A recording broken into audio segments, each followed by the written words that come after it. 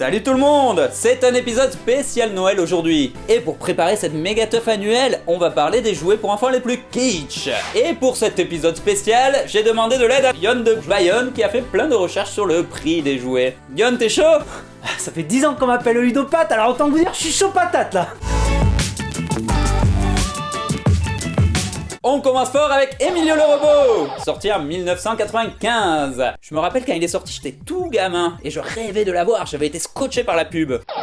Emilio, tu penses qu'on veut sur ton plateau? Emilio, on peut parler dans ton micro. Tu répètes tout est rigolo. Tu sais rouler, tourner et clignoter, Emilio. On a fini par l'avoir avec mon frère, on était à bloc. Il avait l'air de faire des tonnes de trucs super cool. En matant la pub, je pensais que c'était vraiment un robot de ouf et qu'il pourrait facilement se taper la vaisselle, sortir les poubelles et faire plein de trucs casse-burnes à ma place. Ouais, grosse déception en fait. On pouvait rien poser sur son petit plateau de merde. Dès qu'on mettait un truc, il se cassait la gueule en avant. Donc le gâteau dans la pub, c'est sûr, il est rempli de vide. Et bien évidemment, ça suce des kilos de piles avec tous ces clignotements à la con. Ouais, en fait, c'était un gros machin super cher qui faisait pas grand chose. On s'était senti méga arnaqué à l'époque. On avait fini par le surnommer Emilio le merdique robot. Et j'ai eu encore plus les boules quand en préparant l'émission, j'ai découvert ce robot. Garloo by Marx. Who can stop it? Who can control this monstrous creature? Ouah, trop cool. Garloo, go! Stop, bend, pick up, turn. Super l'enfer. Almost 2 feet tall will be your faithful servant. You name it, you're the boss. Putain, il est 100 fois mieux qu'Emilio. Et il est sorti 30 ans avant en plus. Mais avec le temps, ce pauvre petit robot grotesque et ridicule est devenu culte. C'est une vraie star sur internet. Il a le premier rôle dans des web-séries. Et c'est même devenu un super dragueur dans des clips de musique. Le petit robot a aussi eu droit à une cure de jouvence. Un ingénieur l'a modifié pour en faire un robot de téléprésence à bas coût. Il a ajouté de nombreux capteurs et un netbook tactile connecté à une caméra robotisée et un modem Wi-Fi. Il a bien sûr enlevé tous les trucs de merde qui clignotent pour rien. L'ingénieur explique qu'il a choisi ce robot pour son apparence amicale et l'empathie qu'il dégage. Ouais, c'est vrai qu'il a une belle tête de vainqueur. Emilio peut être piloté à distance par un ordinateur ou un téléphone. On peut ainsi se déplacer, voir, entendre et discuter avec les personnes autour du robot.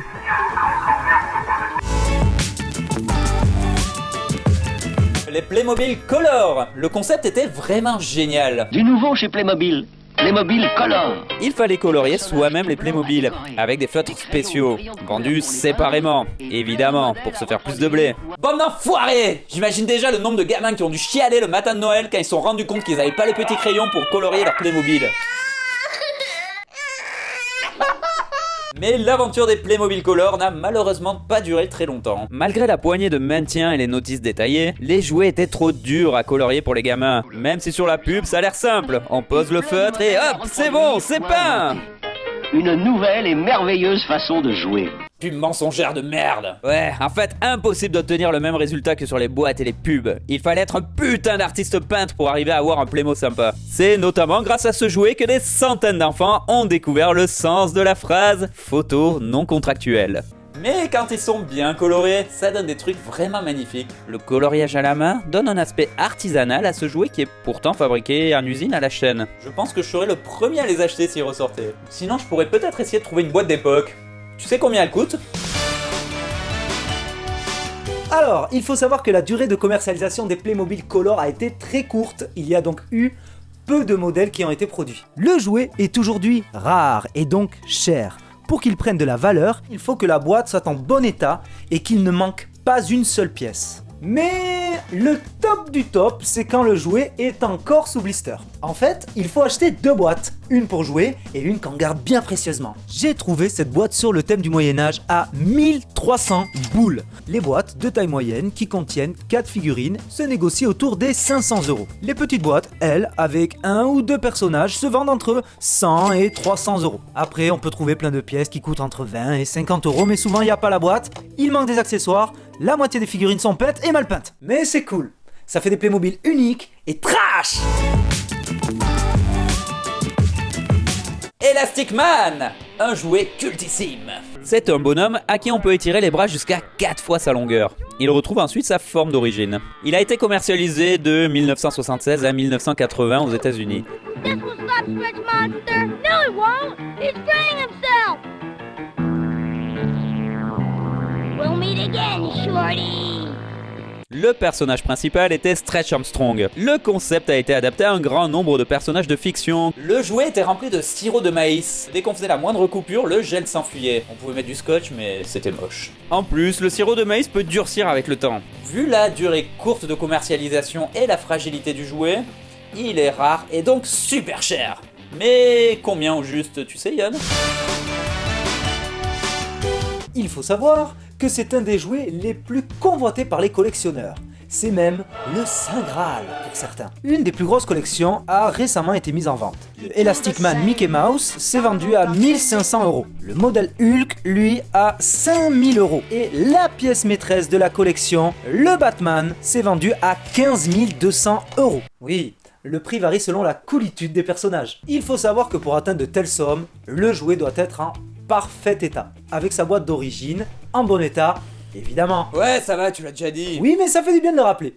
Pour les fanatiques à petit budget, vu que la tête était plus solide que le corps, on peut encore en trouver pas mal en bon état, autour des 200 $. Avec même son petit slip, c'est tellement mignon. Merci mec. Le jouet a été recommercialisé en 1993 dans une toute nouvelle version. Ils lui ont mis des fringues plus larges, ils lui ont collé un grand sourire et de longs cheveux blonds. Il a vraiment un look de surfeur à la con comme ça. Comme toi. Ouais, ça va Yann, pas maintenant. Ils ont ressorti le modèle original que très récemment, le même que celui des années 70. Puis-je intervenir?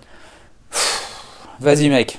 Cette réplique des années 70 n'est pas encore assez ressemblante pour les puristes. Ils ont donc fait des vidéos tuto pour montrer comment rendre le jouet plus authentique. L'original, lui, avait un vrai slip en tissu et la tête était peinte à la main. Bah moi sur la tête, je vois pas trop la différence. Les Trolls, un vieux jouet culte qui revient à peu près tous les 10 ans à la mode. Ils ont fait un comeback dernièrement avec le film de DreamWorks, Les Trolls. En fait, ils existent depuis 1959. Les premiers modèles avaient un look vraiment très flippant. Les trolls sont à la base des personnages mythologiques d'Europe du Nord. Ils vivent loin des humains, sous terre, dans des grottes et des cavernes. C'était le jouet le plus vendu au début des années 60 aux États-Unis. Et pourtant, il a été créé au Danemark par un menuisier, Thomas Down. Il créera sa propre société afin de produire les jouets dans son pays. Au début des années 90, ils ont refait un retour en force. Je me rappelle, j'étais tout gamin à l'époque, et ça avait été un truc énorme pendant plusieurs années. On en voyait partout, tout le monde en avait. Ils en offraient même dans les boîtes de céréales et de lessive. Je crois même que si tu ouvrais un livret d'épargne à la banque, ils t'en filaient un. Ils avaient aussi fait une version Tortue Ninja, yeah, la licence la plus à la mode à cette époque. Il y a également eu des jeux vidéo et des dessins animés sur le thème. C'est vite devenu le jouet le plus copié et contrefait. C'est évidemment les vrais trolls fabriqués au Danemark qui ont le plus de valeur. Mais combien ils coûtent, Yann, tu sais? Alors déjà, pour reconnaître un vrai troll d'info, il faut regarder sous la patte. Ceux fabriqués dans l'usine norvégienne portent la mention Copyright Damn Thing sous leurs pieds, avec la date de fabrication. Les premières séries, celles des années 60, sont les plus chères. Elles coûtent entre 300 et 800 €.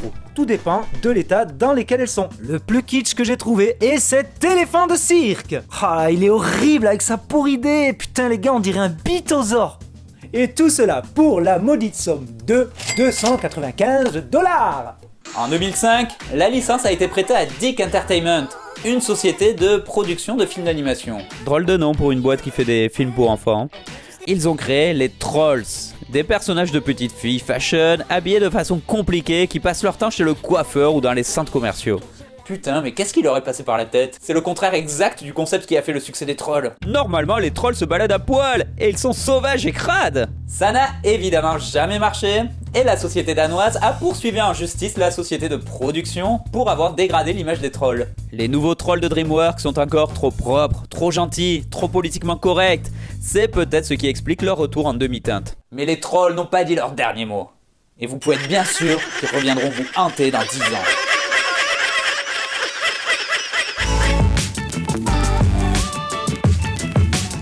Le Viewmaster, un objet qui a accompagné des centaines de milliers d'enfants. Sorti en 1949, il permet de voir des photos planes en 3D. Oui, en 3D. Cela fait quelques années qu'on veut nous faire croire que la 3D est une technologie nouvelle, révolutionnaire, qui va tout changer. Que dalle, en fait ça fait depuis le début du 19e siècle que ça existe. Ça a même été inventé avant la photo. On utilisait alors des dessins. La technique employée s'appelle la stéréoscopie. C'est ce procédé qui est aujourd'hui utilisé dans les salles de cinéma modernes 3D ou dans les les lunettes de réalité virtuelle type Oculus ou Vive. Pour faire une image stéréoscopique, il faut 2 images planes de la même chose mais légèrement différentes. On utilise généralement des appareils munis de systèmes de prise de vue doublés. Sur le Viewmaster, les 2 photos sont placées symétriquement sur un disque. Un bouton permet de faire tourner le disque afin de passer à l'image suivante. This GAF Viewmaster is a lot of fun. What do you think? It's really interesting. The three-dimensional color pictures are extraordinary. I find these how to play football reels very instructional. Le premier Viewmaster fut commercialisé par une entreprise spécialisée dans la fabrication de cartes postales. L'appareil sera donc au début vendu dans les lieux touristiques, avec des photos de paysages et de monuments. Dans les années 40, l'armée américaine utilise le Viewmaster comme outil d'entraînement. Elle crée des manuels d'instruction pour la marine et l'aviation afin d'apprendre aux soldats à se servir des équipements à bord des avions, bateaux et sous-marins. L'appareil était plutôt destiné à un public adulte à la base. Mais dans les années 60, des disques avec des images de dessins animés et de séries télé vont faire leur apparition. Le Viewmaster devient alors un jouet pour enfants. On peut retrouver tous ses héros préférés en 3D. Dans les années 70, le Viewmaster se modernise avec le Viewmaster parlant. Now with the new electronic talking Viewmaster viewer, batteries not included, see and hear 3D scenes from Disney's Mickey's Christmas Carol. Une voix ou une chanson accompagne désormais les images fixes. Le système se compose d'un mini-disque vinyle et d'un disque photo à insérer dans l'appareil. Just snap in a cartridge. Le kitschissime Viewmaster a récemment tenté un comeback avec le Viewmaster réalité virtuelle. En fait, il faut mettre son smartphone dans un masque et on est immergé dans un monde à 360. Ils ont également sorti des packs spéciaux comme à l'époque.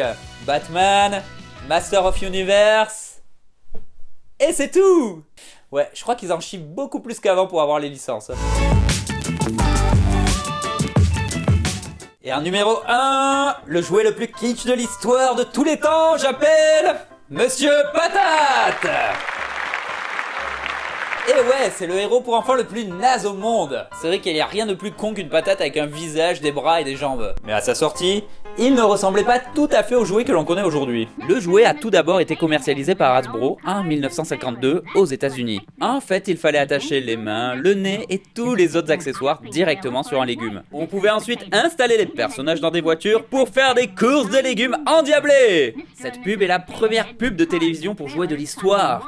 Et surtout la première qui s'adresse directement aux enfants. Bizarrement, avant toutes les pubs pour jouets ne s'adressaient qu'aux parents. Ça a été une révolution énorme pour l'époque. Mais le jouet a été super controversé à sa sortie. Les gens ont alors trouvé ça irresponsable et inadmissible de gâcher la nourriture en jouant avec. En effet, l'Amérique avait encore en mémoire la Seconde Guerre mondiale et les tickets de rationnement. De plus, le jouet est alors jugé super dangereux par les autorités américaines. Les bouts des accessoires étaient très pointueux pour pouvoir être plantés dans les aliments. Hasbro va alors avoir l'idée d'ajouter une patate en plastique au kit. Cela va permettre de faire des bouts ronds aux accessoires et des articulations mobiles. 10 ans plus tard, la patate double de taille. Maintenant, les enfants peuvent ranger les pièces détachées dans le corps pour ne pas les perdre. Avec le temps, des dizaines de modèles et d'accessoires différents verront le jour. Mais voulez-vous le savoir, quels sont les modèles qui ont le plus de valeur aujourd'hui? Yann?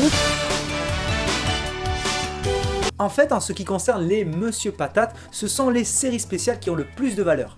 Des modèles récents peuvent être plus chers que des modèles anciens. J'ai par exemple trouvé une édition spéciale Toy Story, sortie en 1995 en même temps que le film et qui parle italien, à 300 €, alors qu'une boîte Monsieur Patate de 1960 coûte, elle, 50 €. Les licences cultes comme Star Wars ou DC Comics prennent de la valeur très vite. Le Monsieur Patate Yann Solo se vend autour des 250 € et la Madame Patate Wonder Woman 150 €. Et si la série spéciale est dédicacée, c'est le Double Combo! Ce Monsieur Patate édition Toy Story 3 est autographié. Bon, super à l'arrache par Don Rickles, la voix américaine de Monsieur Patate! Il y a même la photo du mec en train de le dédicacer. Normalement en magasin il coûte 40 à 50 $. Et là pour le coup il en coûte 350 $. Plus la licence est culte, plus ça prend de la valeur. Genre Star Wars, Ghostbusters, DC Comics, alors soyez vigilants aux nouvelles collections. C'était mon classement des jouets les plus kitsch de l'histoire. Et je remercie tout spécialement Yann de Bayonne qui nous a amené des informations incroyables. Ça me fait plaisir. Je pense que c'est important qu'on garde tous une âme d'enfant. D'ailleurs, il faudra que tu me rendes mes Power Rangers. Oui, t'inquiète pas. Ne ratez surtout pas la deuxième partie de cet épisode spécial Noël sur les jouets pour enfants les plus trash. Il y aura des vibromasseurs Dora l'exploratrice, des armes de destruction massive pour enfants et des poupées qui chient partout. Si vous avez aimé cette vidéo, vous pouvez vous abonner à la chaîne. Sinon, allez vous faire foutre.